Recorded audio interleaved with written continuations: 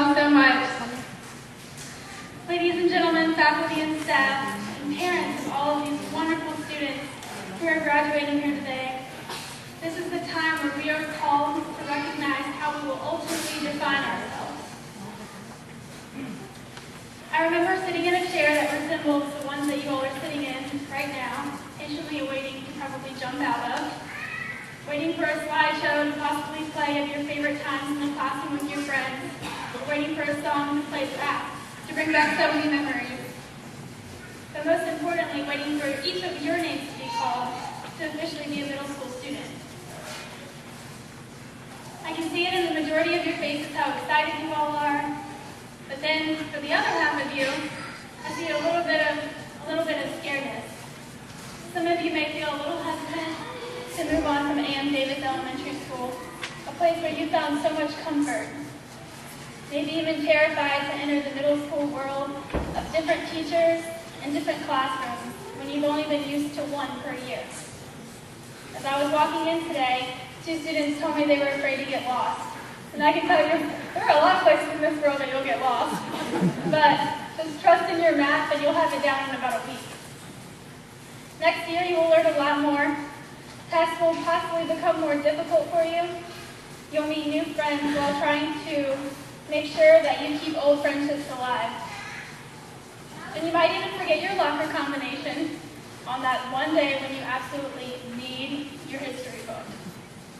But a very important individual once told me, no one said it would be easy. They just said it would be worth it. I can almost guarantee that half of you sitting in this audience probably prejudged me before I ever opened my mouth today. Some of you may have defined me as this perfect princess or pageant girl, but as I stand before you today, believe me when I tell you that life for me has not always been easy. 21 years ago, a little girl was born as a premature baby. She was 3 months too soon, and she weighed roughly 2 pounds. Doctors told her that she wouldn't grow up to be a healthy, active individual, and that she probably wouldn't survive through the night. But if she did, she would face physical limitations, physical disabilities, or birth defects that would disable her from being normal like her peers. That little girl that wasn't ever supposed to live one day is me.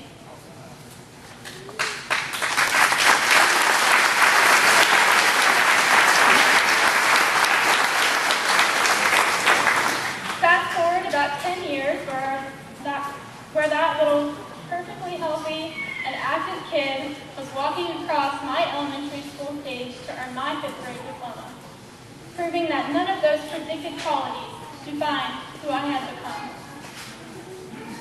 After I graduated 5th grade, like you all will do today, and got to middle school, I did, however, have one specific challenge that was thrown my way.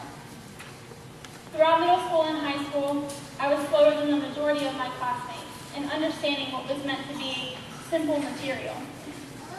I struggled to easily comprehend mathematical equations and grammar, and I remember oftentimes feeling discouraged about my grades. There were many times where I just didn't feel good enough. I felt stupid. There were times when I thought I aced a test, only to find out it was the farthest thing from an A. I had a learning difficulty that I was once ashamed to speak up about. So every day to release my frustration in school, I would go to baton twirling practice. I first started twirling at the age of 5, and it became an outlet for me to succeed and have confidence in my own life. I won numerous state and national titles against thousands of other twirlers across the country. And it was a sport and an activity that allowed me to be proud of myself in something. I somehow managed to get by with average grades, but that was only with countless hours of studying every night and finding ways to obviously make learning interesting for myself. At the end of my high school career, I knew I wanted to obtain a 4-year college degree. Unfortunately, even though my heart longed for a traditional college experience, my grades kept me from achieving what I most wanted.